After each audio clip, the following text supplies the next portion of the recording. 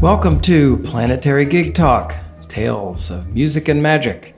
I'm your host, Jefferson Glassy, Chief Spiritual Dude of the Planetary Gig Society, whose mission is creating unity through music, or as I also like to say, making connections through music with the intention of creating peace.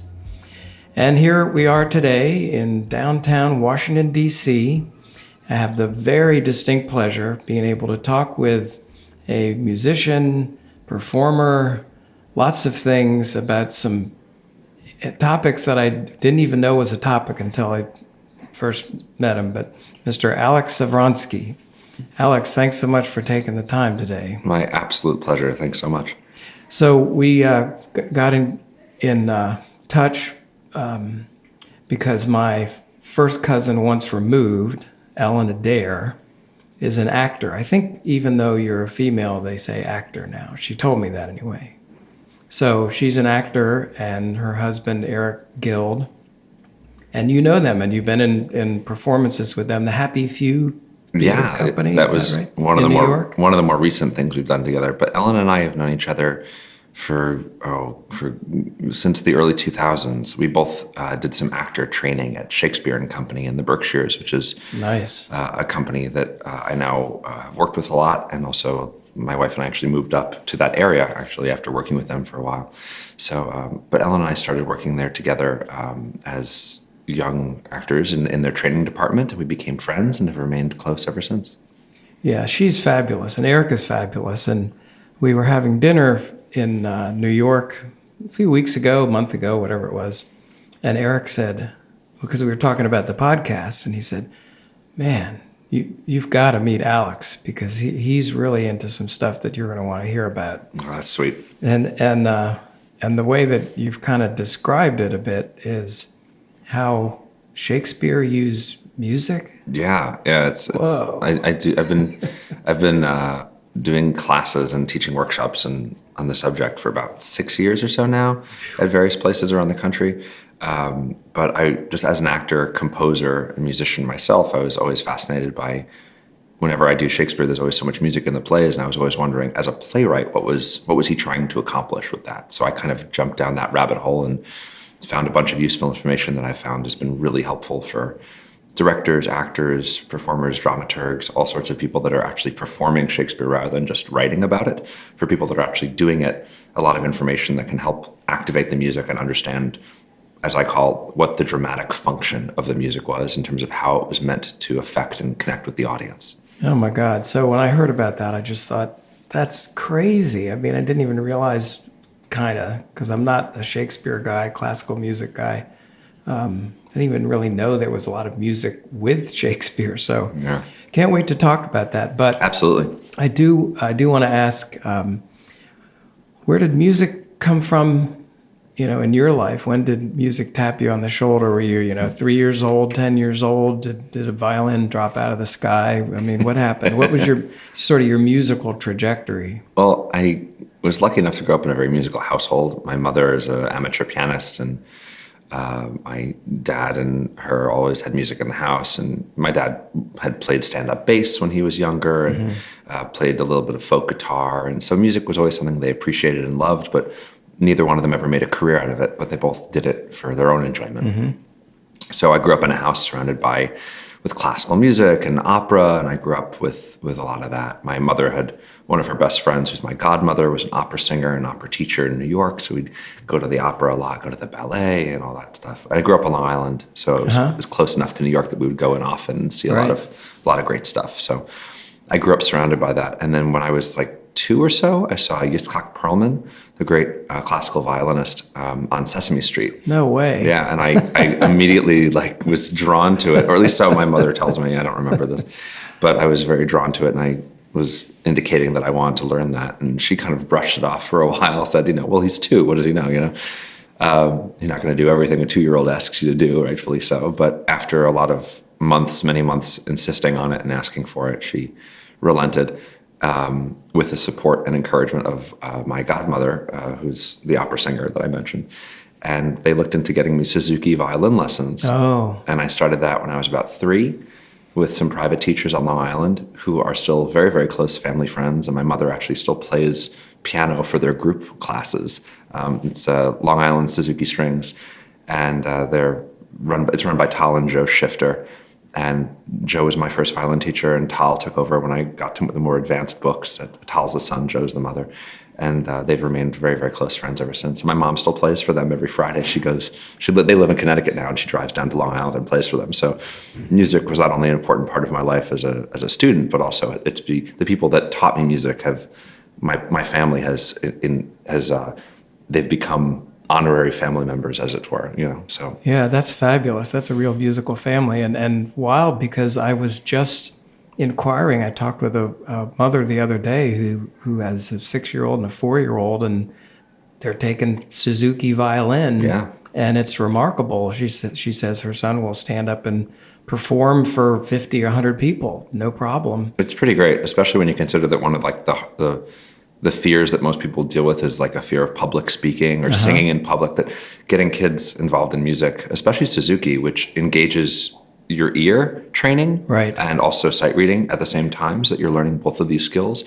I think it just cultivates phenomenal musicians. And as a composer and a music director now, when I work with actors and musicians professionally, the ones that are the fastest tend to be the ones that had Suzuki training. So I'm a huge fan of it. In fact, my sister, who's a couple years younger than me, she lives out in Salt Lake City, Utah, with her husband, and she and her husband are professional musicians out there. They're outstanding musicians in their own right. He's the principal percussionist with the Utah Symphony, and she's the principal trumpet player at Ballet West out in Salt Lake.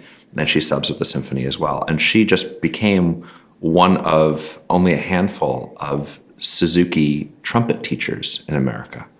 So now Suzuki has expanded to not just being a string program, but also now working with brass, and it's a very new program. And now she had studied Suzuki violin when I was a kid, because she grew up coming to my lessons and thought like, oh, in our family, when you get to be a certain age, you just take violin. Right, right. So we were both taking Suzuki violin until she said, I want to do this other thing over here. And she went and did trumpet for many years. And now she's kind of circled back to her roots in a way, and is combining her trumpet performance work and her teaching with now Suzuki, which is pretty amazing. I mean, it's so fabulous. The reason I was into it and talking about it is I have a granddaughters too, and I think all children are musical.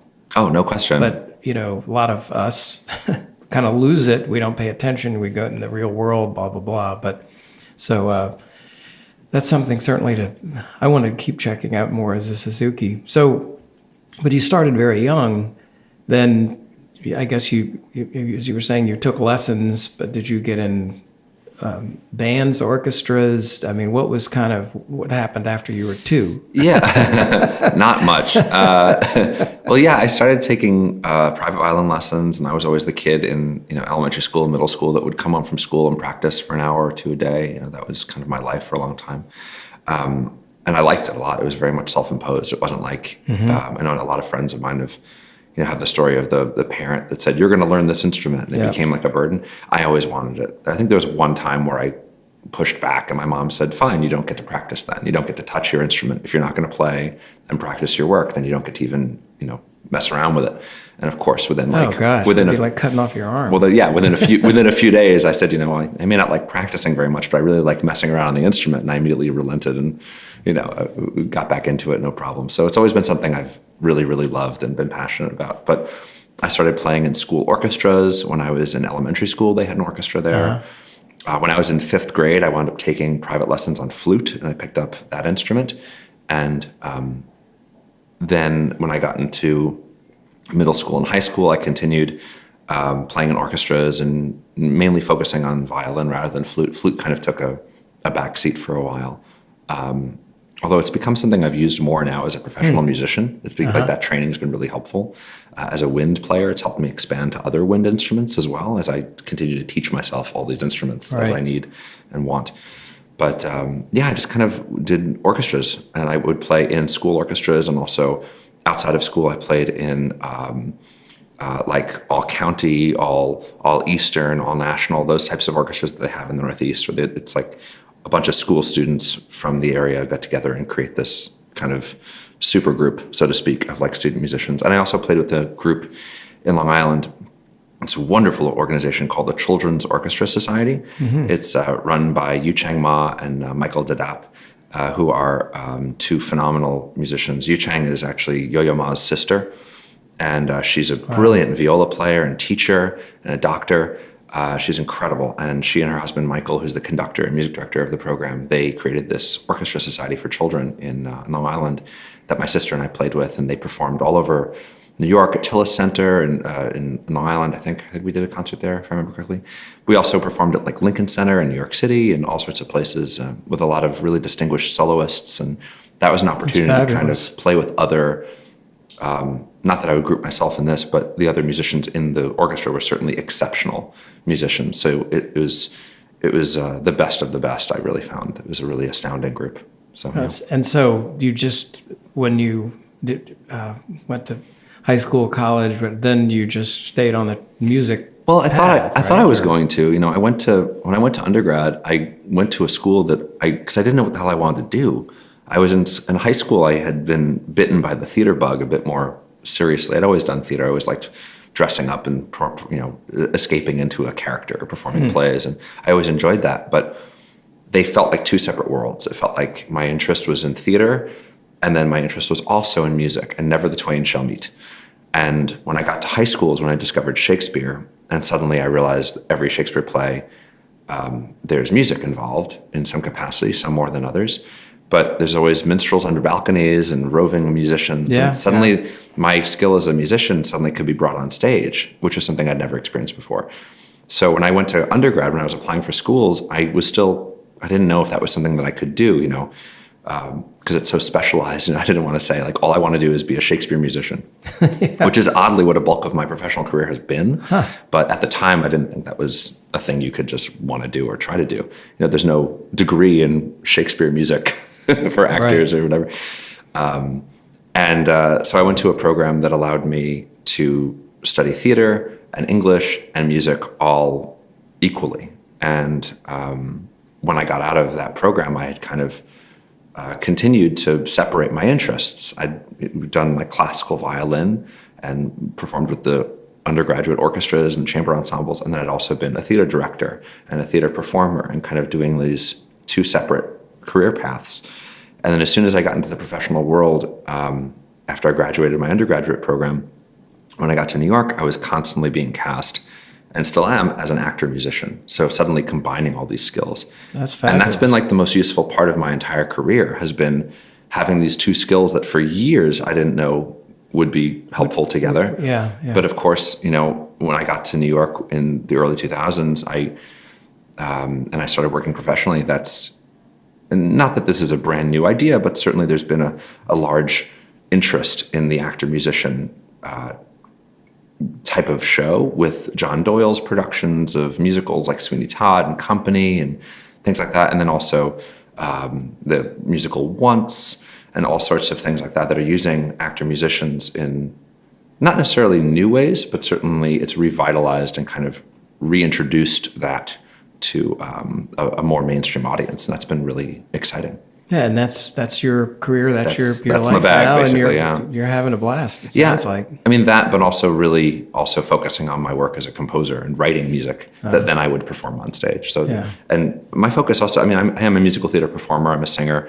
I'm not much of a dancer or a mover, but I can hold my own a little bit in the back row of the ensemble. But generally speaking, my work as a performer has been as an actor, musician, composer, specifically in plays. That all the music you hear, as we term it in the business, incidental music, it's not like a musical where someone's going to come down stage and sing. Music, yeah, the background music. No one's like singing a solo as often, I guess. But like the show I'm doing right now at Arena Stage, I'm doing the new production of Indecent at Arena, which runs through December 30th of 2018. Shameless plug. I want to check it out. Yeah, it's really lovely. I'll definitely get you in. We'll have another chat, and I'd love to hear what you think about it. But that's a great example of a play that has music interwoven into it. Uh-huh. And that's been I read the reviews; they were good, and it's been received beautifully. The strolling musicians were good. That's us. Let me ask one question about that. So, did you ever get into rock bands and just get into total improvisation and jazz and that sort of thing? Yes and no. I tried to get into rock bands. I really did. I had a couple friends in high school that were really interested in that kind of stuff. So my buddy Justin Starr, who's a music teacher out on Long Island now, and a really good photographer and a really awesome human being, he and I were in like music composition classes in high school, and he was a really great composer. I still actually remember one of the songs that he wrote. I'm sure I could probably play it from memory. But he was really into like Metallica and a band called Dream Theater. Mm-hmm. And I just thought he was the coolest human being in the world. So I wanted to like listen to everything he wanted to listen to. So I got into these other bands, and I really liked it because there's a lot of musicianship and a lot of actual melodic structure, and it's not just noise and sound. Yeah. I tend to gravitate more towards music that has a strong classical element to it, meaning it's not just rhythm and simplistic chords. There's some more complex musicianship to it. I like that, and also I like when I can hear it. If there's too much distortion or too much effects on the guitars, me too, on that. I can't.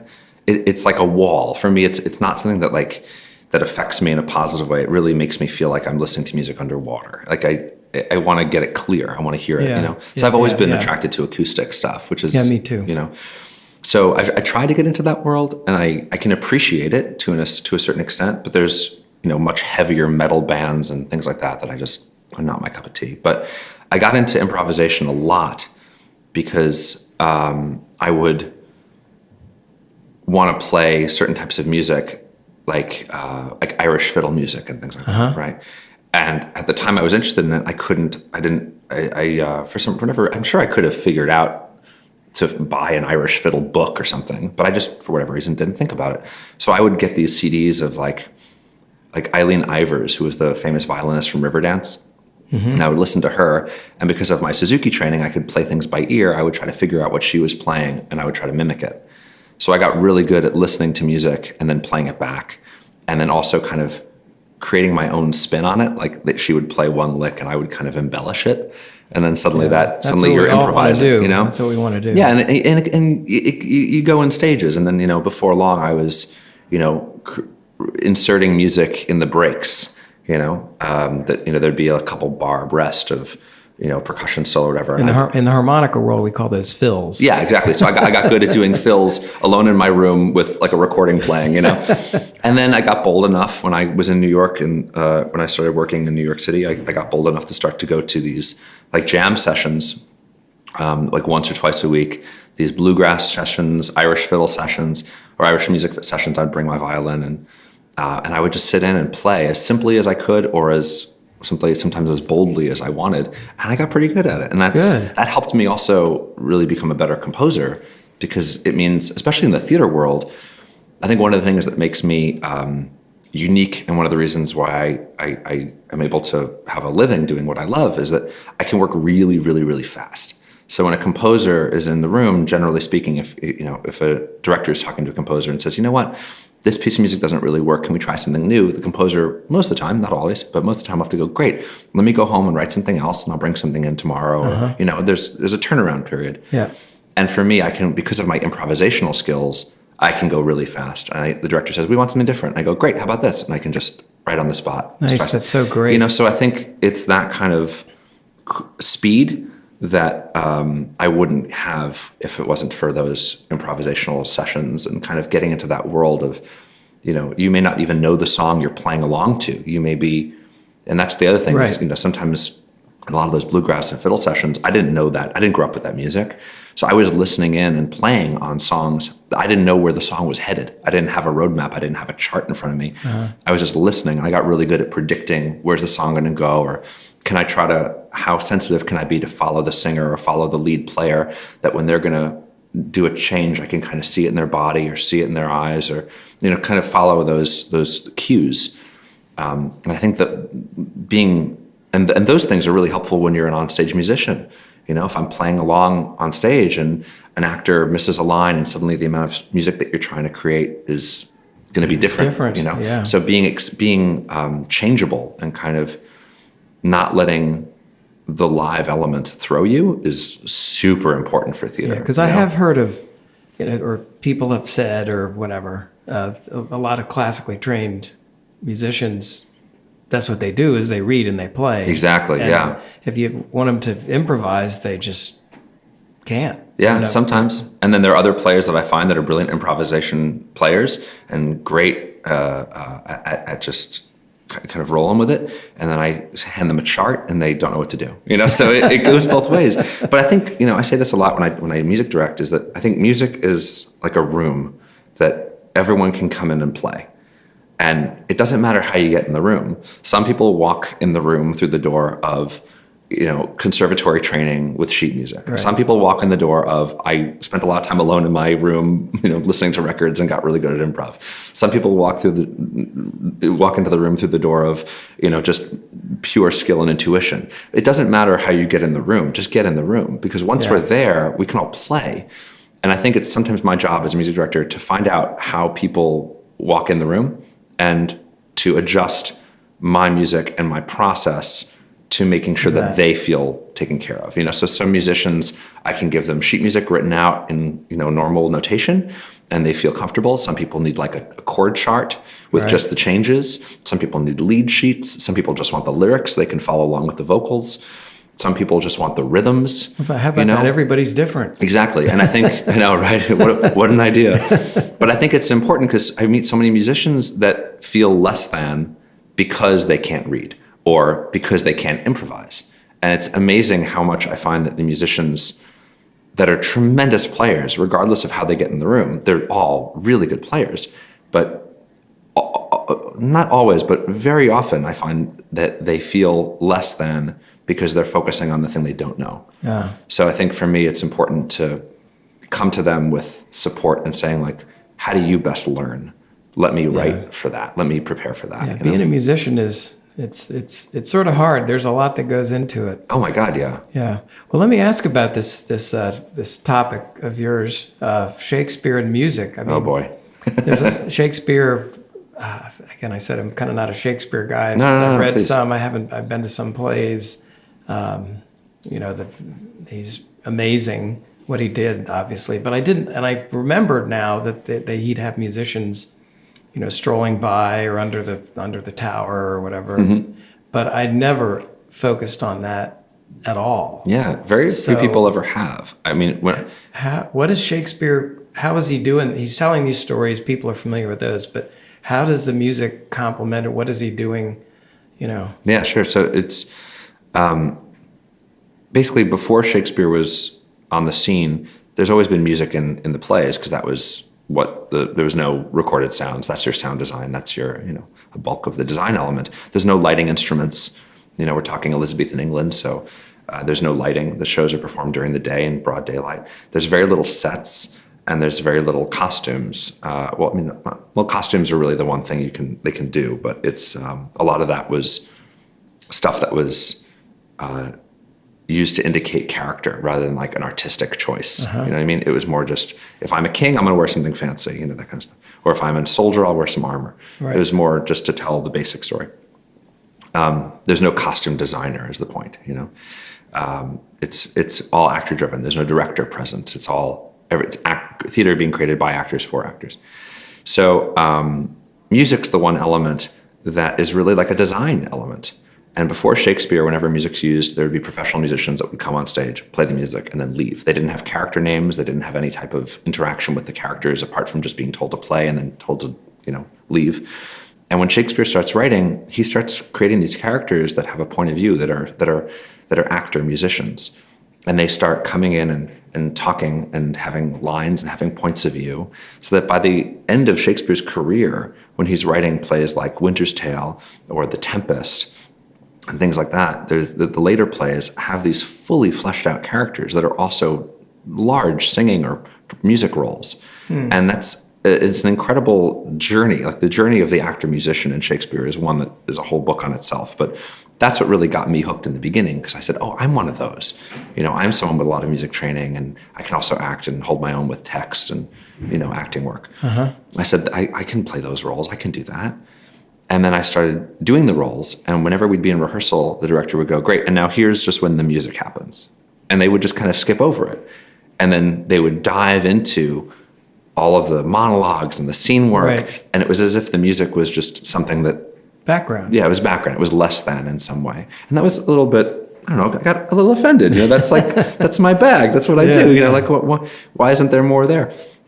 So when I was in grad school at the Academy for Classical Acting here in DC, actually, about 6-7 years ago, I had a great experience there, and I really wanted to learn about music and Shakespeare, and they weren't teaching that either because no one does. Right. And I said to them at the end of the program, I said, I'd love to have learned about this. And they said, well, why don't you go teach yourself all about it and come back and tell our next group of students all about it.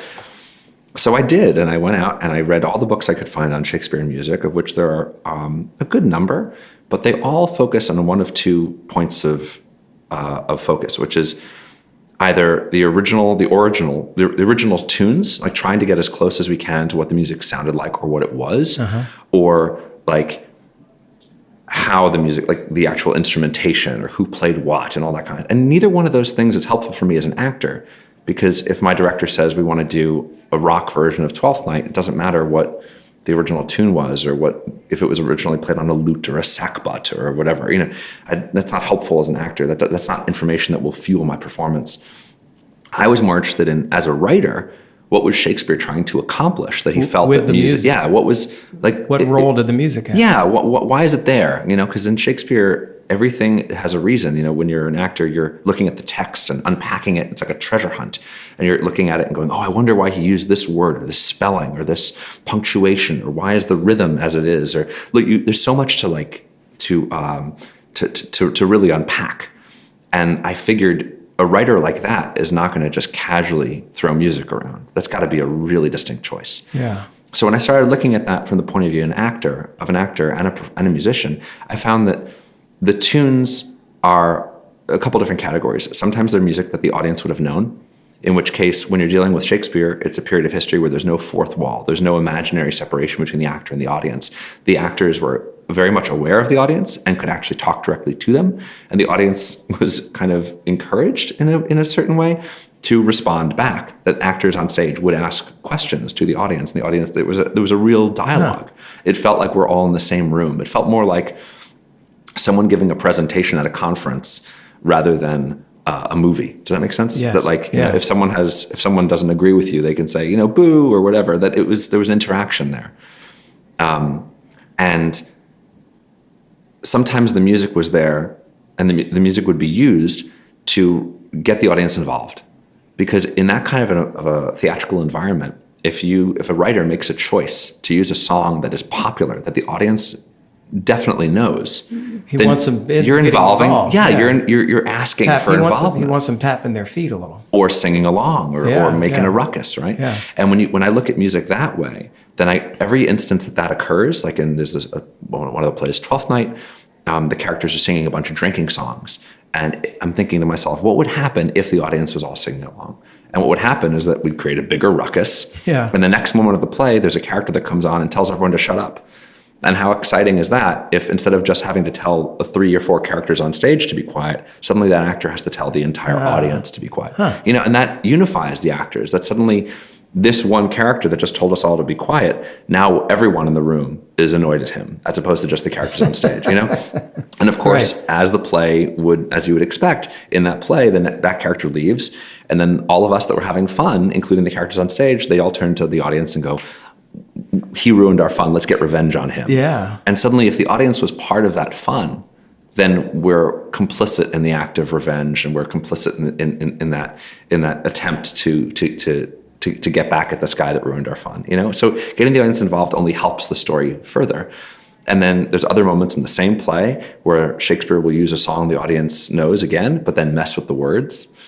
So it would be the equivalent of if a character on stage now were to say, we all live in a yellow Volkswagen Bug, and the audience knows where it's going, and then it doesn't, that there's subversion there. And there's fun there, like that little chuckle of recognition that you just had. Yeah, a little surprise. Exactly. Like, what? And it also means that suddenly these characters that might Shakespeare wrote about Greeks, and Shakespeare wrote about modern England and historical plays, and his characters are not always contemporary to the world in which he was performing. Sometimes they are dressed the same as the audience, and sometimes they are a historical figure. But either way, the music was always something that would connect the audience to now. That even if we're watching a play about some people from hundreds of years ago, if they open their mouth and they start singing a tune that we know, suddenly they are the same as us. And there's a connection, there's a recognition there. Yeah. And that as a design element, the music is meant to connect us and make us all unified. So, and then there's even another element of music that Shakespeare uses, that he will use original songs to guarantee that everyone in the audience is hearing things for the first time, so that no one can sing along, that no one can jump in and interrupt, because maybe this is a moment of stillness, or maybe it's a moment of peace, or a moment of real focus, that when a character introduces a song, that we're all hearing it for the first time and we're unified in that experience. But the point is always unification and connection, that music is always meant to either unify the actor and the audience. We're all having the same experience, we're all singing a song together, we're all listening to a song together, or we're all equally tickled by, the joy in changing lyrics of a song or whatever. I mean, we're all surprised by that, but it's all about unification. It's not just music for the sake of entertainment. It's not just music for the sake of just dancing and filling the gaps. It's really, the function is always connection, and connection in different ways. So as a musician and composer and music director and actor, etc., as all these hats that I wear, when I do Shakespeare, it's important for me to understand as much as we can, with all the understanding that we'll never know what Shakespeare really intended. We can only have our best guess. But an educated guess is better than just a shot in the dark, right? So I'm trying to make informed choices, so that when I do Shakespeare's plays and when I'm in charge of the music or have a hand in the music in some fashion on these productions, that I can say, well, I think Shakespeare was trying to accomplish whatever, X. So how can I create a choice to accomplish the same thing, if I still think that that's a valid choice, Yeah, interesting. That point about unification and connection, I mean, that's certainly one thing music does just in general. I mean, we can't do it without the audience, right? Music alone in your bedroom with no one listening is very different than, the moment you have an audience. Everybody's participating. Yeah. I was just talking with my guitar teacher last night, Eric Weinberg, about movies. If you watch a movie, there's some rumbling going on. Does that happen a lot here? No, it might just be the metro. I don't know. Is it the metro? Maybe. Certainly sounds It's like not. It's not like Donald Trump flying overhead in a I don't know. helicopter or something. I've never been in this room in this before. Okay, well that was weird. You want to try again? Or we'll just let it roll because it was kind of unusual. But if you're watching a movie and there's no music at all, it could be awful. I mean, we're so accustomed to having music and leading us in certain directions and helping us feel the stranger coming down the hallway and that sort of thing. So, I mean, it's just... Well, music is emotion. When I do a lot of theater, right. So much of what I do is either songs, and creating music for people to sing on stage or things like that, or underscore. Like there's going to be a scene between some actors and the director wants that kind of cinematic underscoring quality, and I'll do that live. Whenever I do that, it's not just a matter of creating pretty music, because sometimes, especially if and this is true in film too, if you're underscoring important text or an important action that has sound, right? So it's not just silence on screen with music. I'm talking about like characters are speaking. If the music is too interesting, you're listening to the music and not listening to the text. Right. And the text is always, at least the work that I do with Shakespeare, the text is always the focus. It's not about what's not being said, it's always about what's being said. More modern writers, it'll become more about subtext and the connection between characters and silence. There's a lot more said in silence, or between the lines, as we say, than the actual text itself. But with Shakespeare and a lot of really good writing that I like personally, it's about the text. It's all about supporting that. So as a composer, I have to write stuff that's supportive, but never overwhelming, and supportive in a way that is emotionally leading the audience in the right direction, either playing towards the emotion of the scene or maybe playing against it to create some contrast. But it's always stuff that can't be too interesting that the audience stops listening to the text and starts listening to the music. You know? Right. It's almost like, it's a weird note to get when a director goes, that music's too good. Can you make it worse or simpler? Because I'm listening to the music more than I'm interested in the text. it's almost like the music does have a power to affect the people, the audience. Oh, no question. But sometimes they don't even know that they're listening. Oh, God, no. I mean, consistently, some of my best work, I think, you know, as objective as I can be, but the work that I have walked away from production feeling the most proud of is often the work that gets the least recognition. And I'm oddly okay with that because it means it wasn't awful and people weren't saying, oh, sure. gosh, I wish they hadn't had that music. Well, yeah, sometimes people only notice things when they're bad, right? You only notice when it's glaring. But when it creates like a whole cohesive experience, you don't think about it. It's just one beautiful experience. So a lot of times I'll write stuff and I'll have people that really listen for my music, like my family or my dear friends that are coming because they want to support me in my work, and they're very kind. And I say, what'd you think? And they go, oh, I didn't even notice there was music in that moment, because they're so wrapped up and the music just blends right in. And that's actually a really helpful thing, because ultimately my job is not to create an album of music that I'm trying to, I'm not making, this isn't a musical where the music is like front and center.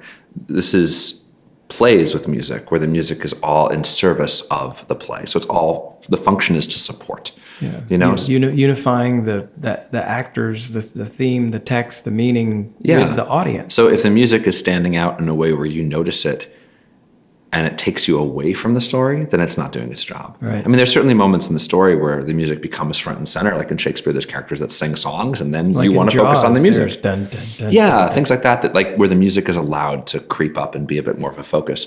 But a lot of times, the function of it is to kind of be in the shadows and to kind of support as covertly as possible, but still achieve the same goal, that you want it to be present, but not overwhelming. It's an interesting balance to find. So we're really talking about now the power of music and how it helps unify, how it helps people focus, a lot of things. But in a general sense, but also taking into account the Shakespeare and your career and whatever. I mean, you've been playing music your whole life. You played with many great musicians, lots of musicians. You've seen the effect of music on audiences. What is it? What's going on there? Well, I think it's with about music that community, is so. I mean, why is music that way? What is it? What's your perspective on what the power of music is really all about? Well, I think it's about connection. I think Shakespeare gets it 100% right, as he tends to. I think when I was first studying at Shakespeare and Company, when I met Ellen, actually, to bring it all back to them, in one of the classes, I remember there was one of the teachers, probably most likely the late and great Dennis Krausnick, who is one of the founding members of Shakespeare and Company and just unfortunately recently passed away, mentioned Shakespeare as the humanist Bible, that he's not writing things that are about right and wrong religiously. It's about what is right and wrong just as a human. And it's about like a moral code. So then there's a lot of gray area in Shakespeare. Shakespeare is not really preachy about, right and wrong as some of other playwrights of the period were. Like there's all these plays before Shakespeare called the medieval mystery plays that are very much about like sin and heaven and hell. And Shakespeare doesn't do that. He doesn't bring that kind of judgment in the room. But certainly, there are evil characters that do bad things, but it's a humanist approach. And I think that for Shakespeare, the music is very similarly so. It's about community. It's about connection. And Shakespeare's writing in a period when there's all this interest in travel and exploration in Elizabethan England. There's new people coming to London from all across Europe and traveling there. And there's immigrants. A lot of immigrants. Yeah, it's becoming like a big melting pot, really. And a lot of the music of the period actually reflects the interest in travel. There's a whole there's all these ballads and madrigals about merchants and traveling and all this kind of stuff. It really reflects the time. And I think it's all about our desire for connection and community, that regardless of where we come from, regardless of the languages, regardless of our cultures, that the moment we hear music, it's something that breaks down walls, that it doesn't matter where you're from, what your background is, that sound and sonic vibration is something that touches us quite literally on a molecular level, and all of us equally. It is something that will literally penetrate your body and hit your atoms, on a very literal scientific way. Right. There's this, you and I were talking before we started about the great Bela Fleck and the Flecktones and Victor Wooten, and so someone that I heard you interview on the podcast really wonderfully. And Bela has a great documentary that he put together with his brother called Throw Down Your Heart, where it's his quest to find the origin of the banjo in Africa. And he travels all around Africa and plays with all these different groups and just sits in and plays this music that is completely different than anything he's ever done before. There's different scales, different tuning. He has to retune his banjo to instruments that do not conform to Western tuning. And it's really interesting to see that process happen, and to have someone, as we were talking about before, sometimes you're sitting in, you don't even know where the music's going to go. You don't know the song. I mean, that's a great example of it. And it's these people that speak, the cultures could not be more different. The languages could not be more different. And suddenly, he sits down with a tribe of people in some village somewhere, and they're playing their music and singing their songs, and suddenly they are connected. And you can see it in their faces. Everything just lights up. It's amazing. It's a great example of, as you say, like the power of music for peace. I was listening to, I don't know if you're familiar with Trevor Noah. He's the host of The Daily Show now. Yes. Yeah. He has a comedy special on Netflix I was just watching, and he says something he's talking about traveling. He says, spend your money on travel. That is the one thing you will never regret. That it will open the antidote to ignorance is travel. That you will meet other people, you'll meet other cultures, and suddenly you will have more empathy for people. You will have more understanding of society, and that's very, very true. But I'm a poor starving artist. I can't really do a tremendous amount of travel. But what I can do is play music, and I see that same type of, well, maybe not the same, but a similar world of connection, where when you travel to other places and you connect with other people, and suddenly you realize, oh, we're all human beings, and there's not much that separates us at all, if anything. Right. That music can do the same thing. And it's pretty astounding. It's something that I see all the time when I perform for school groups, when I perform for regular general audiences, when I've performed for special groups of people. There's a lot of performances for that we'll find in theater. We'll do a lot of shows that are more sensory sensitive for people that are sensitive to those kind of things. And no matter what it is, no matter who your audience is, any number of people, the music you'll watch people's faces just light up. It's so cool. So I love that I get to do work where I'm dealing with really beautiful text, because I do a lot of Shakespeare, not exclusively, but I have the privilege of getting to work with really gorgeous language and poetry and heightened language, and then also music that the whole function of it, in addition to the language, is there to connect, to make us all be in the same space and think about the same stuff, and I just think it's harder to be a dick to other people when you feel connected to them. Well said. When you recognize Yes. someone else's humanity, it's that thing I think there's something that I was mugged many years ago in New York, and it was a scary experience where some kids held a knife to my throat and all this kind of stuff. And in that moment, I remembered, okay, in the first couple seconds, if they're not going to do me harm, they probably won't, because the more time you spend with a human being, it becomes harder to, I think, do anything negative to them. I think. That's just me, hopefully, and hopefully more than just me. Yeah. But I think the more time we can get people to spend with one another, the harder it is for them to do harm to one another, hopefully, And I think music is a great way to do that. Shakespeare is creating a space where people can be together to watch a story and also to sing songs together. Think about what church and religion and different types of religious gatherings are. Almost all of them that I know of, at least, have an element of song and music to it. Yes. And I don't think that's not an accident. Right. You know, that there is not only praise and worship that comes with music, but also connection, that we are joined in this act of vibration. And you mentioned earlier, you're talking about babies, that babies are inherently musical. Yeah. I think that's not only is that very true, just in terms of like rhythm and all that kind of stuff, that you see all these CDs, you know, Mozart for babies, that you see effects of music on children, that they calm or they change. And my wife and I just got a puppy, and he gets a little bit of separation anxiety when we leave.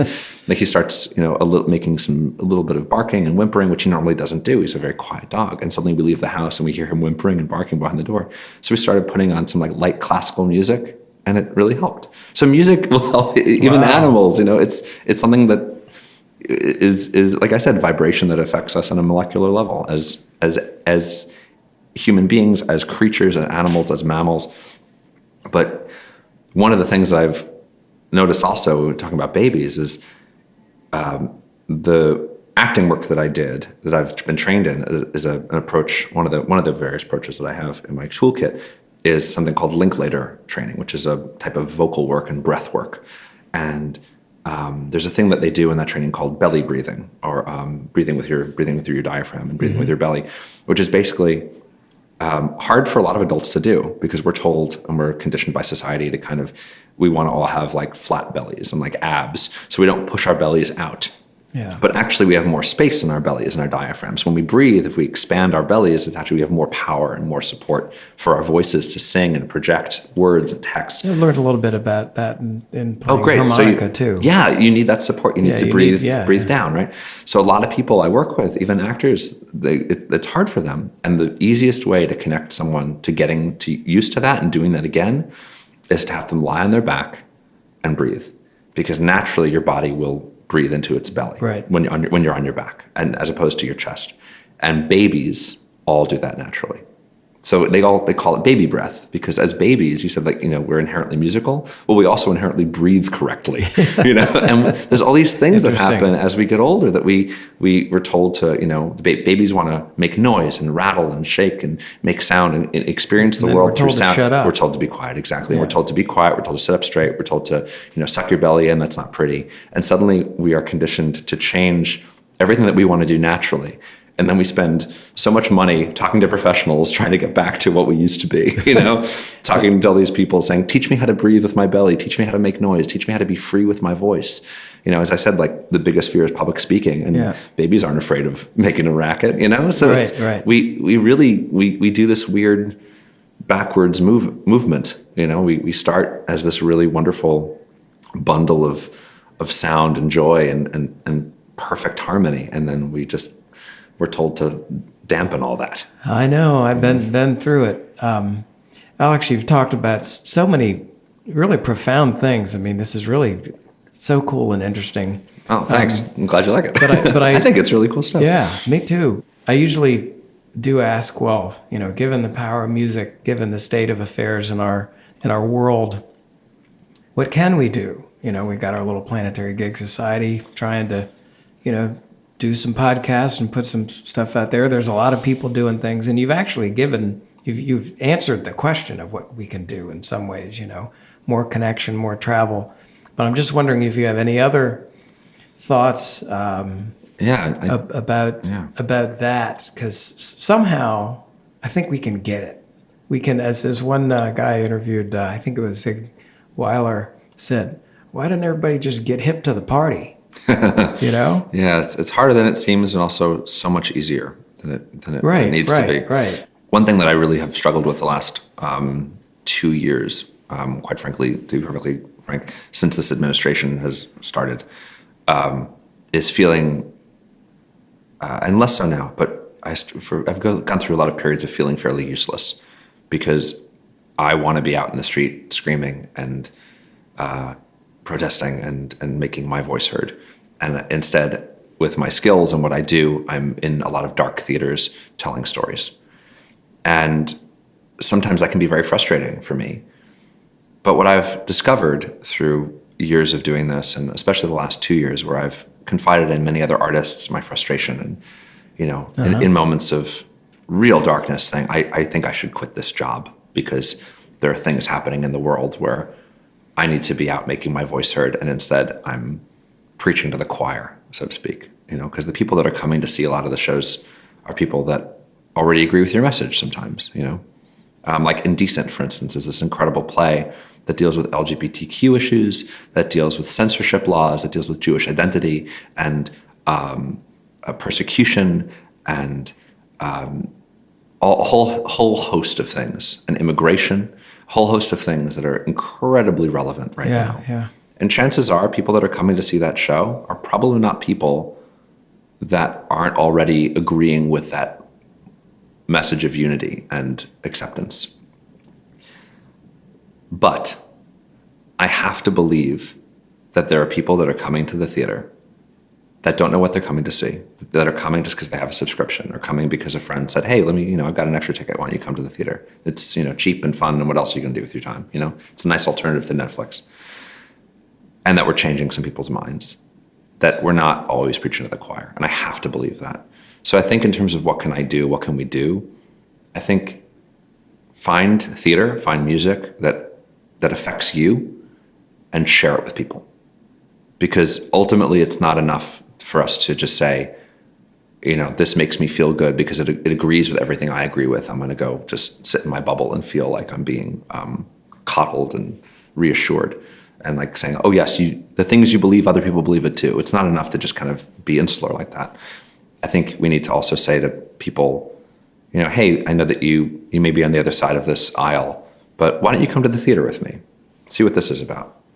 And maybe by telling stories and seeing people singing songs and creating a community, because there's a community that's created in the theater, especially with Indecent, especially the play that I'm doing now. And this production will actually have a bigger life. So for those of you listening, the production runs at Arena Stage from now through the end of December, through December 30th at Arena Stage in Washington, D.C.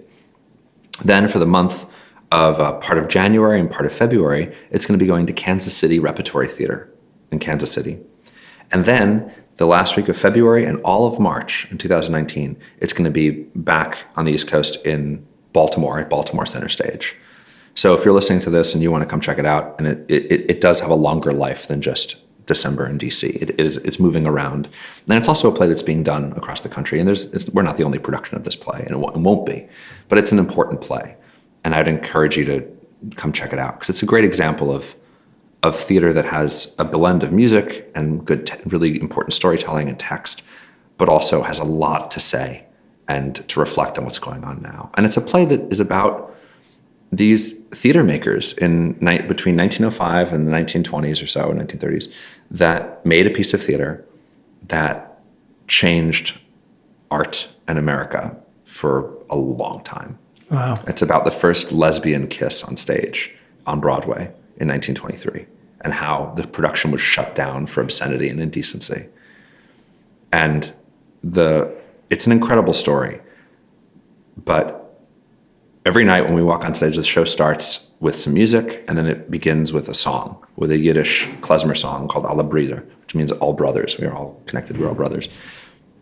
And to watch everyone in that audience, some people, you can see in their eyes, oh, Yiddish, I know this from my childhood, or I speak it, or whatever it may be. And other people have no idea what the language is. And there's, subtitles and all that kind of stuff, so you can read along. But the act of watching music happen and creating community, everyone's moving and smiling and tapping their feet. So I know that we're affecting people because we are creating connection. And what people do with connection is up to them, But I have to at least offer it as an offering and say, here's something that's available. Here's something that's important to me. And just hope that people are open and vulnerable enough to receive it. That's fabulous, Alex.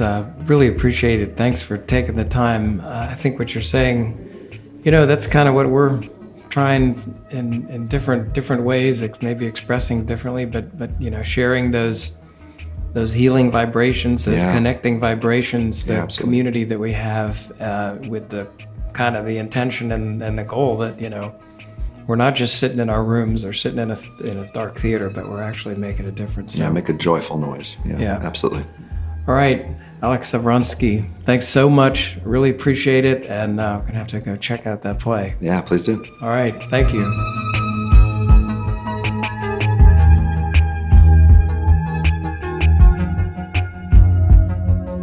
You've been listening to Planetary Gig Talk, Tales of Music and Magic.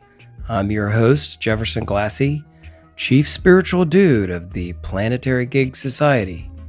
We talk with musicians and others about the power of music and how we can use music to help create a better world. Please check out our website, www.planetarygigs.org, for information about some of the organizations promoting music and musicians, resources about the power of music, books, movies, articles, including new research on music and the brain. We welcome your support. The Planetary Gig Society is a Section 501c3 charitable organization, and you can donate on the website. You also can receive a free email signature block demonstrating your support for Planetary Gig Society. Please follow us on Twitter, Instagram, and Facebook at Planetary Gigs. And we want to thank fabulous musician and teacher Eric Weinberg of Little Eric Studios for the Planetary Gig Talk music titled Chill Kid, It's Saul. So please check out Planetary Gig Talk on iTunes, Google Play, and Stitcher. Subscribe and hear all the upcoming episodes. Thanks very much.